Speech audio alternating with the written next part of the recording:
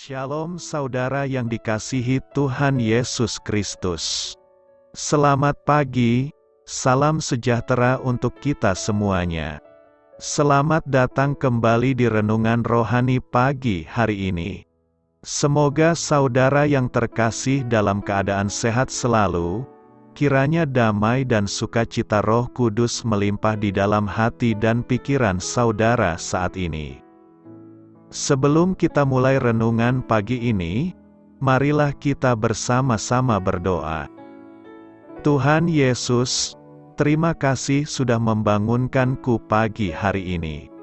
Terima kasih atas penyertaan dan perlindungan Tuhan. Semua karena karunia Tuhan aku dapat bangun dengan pagi hari ini. Aku menyerahkan seluruh aktivitasku hari ini ke dalam kuasa tangan Tuhan. Jauhkanku dari yang jahat, ya Tuhan. Tuhan Yesus, tolong lindungi dan berkati aktivitasku hari ini. Tolong berkati juga keluarga dan teman-temanku, Bapa Surgawi, oleh karya Roh Kudus. Tolonglah aku untuk menjauhi segala sesuatu yang melukai hati-Mu. Ampunilah segala dosa kami, ya Tuhan. Dalam nama Tuhan Yesus, aku sudah berdoa. Amin.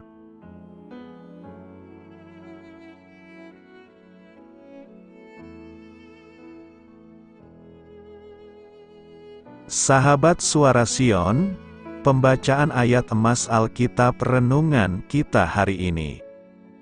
Nats pilihan kita adalah, hendaklah kamu saling mengasihi, usahakanlah dirimu untuk selalu memberikan tumpangan. Tertulis dalam kitab Roma 12 ayat 10 dan 13. Bacaan kita terambil dari kitab Roma 12 ayat 6 sampai dengan ayat 13. Demikianlah kita mempunyai karunia yang berlain-lainan menurut kasih karunia yang dianugerahkan kepada kita. Jika karunia itu adalah untuk bernubuat, baiklah kita melakukannya sesuai dengan iman kita. Jika karunia untuk melayani, baiklah kita melayani. Jika karunia untuk mengajar, baiklah kita mengajar. Jika karunia untuk menasihati, baiklah kita menasihati. Siapa yang membagi-bagikan sesuatu, hendaklah ia melakukannya dengan hati yang ikhlas. Siapa yang memberi pimpinan, hendaklah ia melakukannya dengan rajin. Siapa yang menunjukkan kemurahan, hendaklah ia melakukannya dengan sukacita.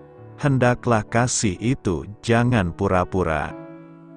Jauhilah yang jahat dan lakukanlah yang baik. Hendaklah kamu saling mengasihi sebagai saudara dan saling mendahului dalam memberi hormat. Janganlah hendaknya kerajinanmu kendor, biarlah rohmu menyala-nyala dan layanilah Tuhan. Bersukacitalah dalam pengharapan, sabarlah dalam kesesakan, dan bertekunlah dalam doa. Bantulah dalam kekurangan orang-orang kudus dan usahakanlah dirimu untuk selalu memberikan tumpangan. Terambil dari kitab Roma 12 ayat 6 sampai dengan ayat 13. Inti dari ayat emas renungan kita adalah, keramah tamahan Kristiani adalah jembatan antara hati yang terbuka dan rumah yang terbuka. Mari kita mulai renungan kita. Judul renungan kita hari ini adalah Kongres Keramah Tamahan. Mari kita mulai kisah inspiratif. Izinkan saya menjadi orang pertama yang mengundang gereja untuk menghadiri Kongres Nasional Keramah Tamahan. Kita dapat mengadakannya di Minneapolis di dekat restoran Betty Crocker Kitchens. Dan mungkin kita dapat meminjam Pillsbury Doughboy sebagai simbol. Sebab, ternyata slogannya mengandung kebenaran yang unik. Ungkapkan kasih lewat kue yang baru keluar dari oven. Kata keramah tamahan dalam Alkitab berarti mengasihi orang yang tak dikenal, Orang-orang yang datang ke gereja kadang-kala merasa tidak diterima. Tak ada yang menyapa atau memerhatikan mereka. Akan tetapi, keramah tamahan dapat meruntuhkan penghalang dan membangun jembatan. Keramah tamahan dapat membuat orang-orang baru merasa lebih diterima daripada sekadar tulisan, "Selamat datang," dalam buletin gereja. Bagi Anda yang tergoda untuk mengabaikan undangan saya ke Kongres Keramah Tamahan karena sedang merencanakan sebuah pelayanan penginjilan, izinkan saya sungguh-sungguh menyatakan bahwa keramah tamahan sama sekali tidak bertentangan dengan penjangkauan, tetapi justru melengkapinya. Mengundang seseorang untuk minum kopi, menawarkan diri untuk mengasuh anak, membawakan makanan bagi seorang ibu yang sakit, semuanya itu menunjukkan bahwa kita peduli, dan orang-orang pasti mendengarkan orang yang peduli.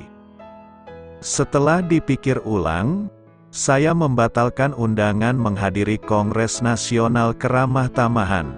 Sebaliknya, mari kita undang beberapa orang yang kesepian ke rumah kita dan menunjukkan kepada mereka keramah tamahan Kristiani yang sejati. Doa saya menyertai saudara sekalian. Saya memberkati Anda agar sewaktu Anda mencarinya dari Dia, Bapa Surgawi Anda akan memberikan bagi Anda roti harian Anda. Dalam nama Yesus Kristus, Tuhan yang berkuasa atas alam semesta dan menuntun kita kepada iman yang menyelamatkan, Tuhan Yesus menyertai senantiasa. Tuhan memberkati. Amin.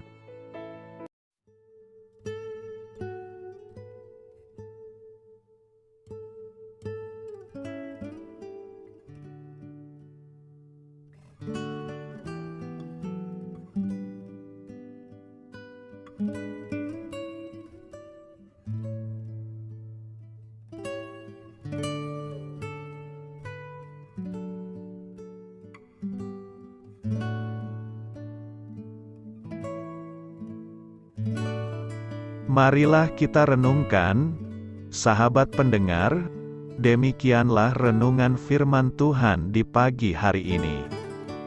Semoga menjadi berkat di dalam hidup kita, dan sebelum kita memulai segala aktivitas kita pagi hari ini, marilah kita berdoa.